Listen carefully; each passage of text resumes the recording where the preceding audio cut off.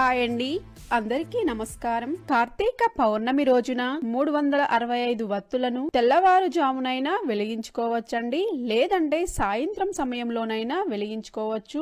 ఎప్పుడు వెలిగించినా కూడా పౌర్ణమి తిథి ఉన్నదా లేదో చూసుకొని పౌర్ణమి తిథి ఉన్నప్పుడే వెలిగించాలి. 365 వత్తులను శివాలయంలో వెలిగించుకోవచ్చండి, లేదంటే తులసికోట దగ్గర అయినా వెలిగించుకోవచ్చు. తులసికోట దగ్గర అయితే ఇలా పసుపు రాసి అష్టదళ పాదపద్మ ముగ్గును వేసి పసుపు కుంకుమలతో అలంకరించాలి.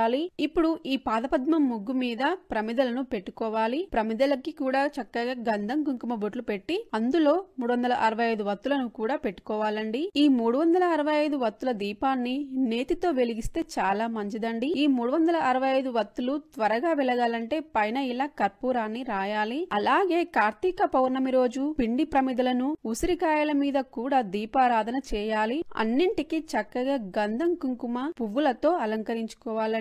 ఇక్కడ ముందుగా పసుపుతో గణపతిని చేసి పెట్టుకోవాలండి. గణపతికి పసుపు, కుంకుమ, గంధము, అక్షంతలు, వస్త్రము, పువ్వులు సమర్పించిన తర్వాత గణపతిని, పరమశివుడిని, విష్ణువుని స్మరించుకుంటూ 365 వత్తుల దీపాన్ని, మిగతా పిండి ప్రమిదలను, ఉసిరికాయ దీపాలను వెలిగించాలి. ఈ రోజంతా ఉపవాసం ఉండి దైవ దర్శనం చేసుకుంటే పుణ్యం కలుగుతుంది. దీపారాధన చేసిన తర్వాత గణపతి యొక్క 108 నామాలు చదువుతూ పూజ చేయాలి. ఆ పరమశివుడిని స్మరించుకుంటూ ఎవరైతే ఈ 365 వత్తులను వెలిగిస్తారో వారికి పుణ్యం కలుగుతుంది. ఇలా వెలిగిస్తే సంవత్సరంలో మనం తెలిసి తెలియక చేసిన పాపాలు, మనం దీపారాధన చేయలేని దోషాలన్నీ తొలగిపోతాయి. తర్వాత ధూపం వేయాలి, తర్వాత తాంబూలం సమర్పించాలి, తర్వాత నైవేద్యం సమర్పించాలండి. ఫ్రెండ్స్, మీకు ఈ వీడియో నచ్చినట్లయితే లైక్ చేయండి, కమెంట్ రాయండి. Thank you for watching.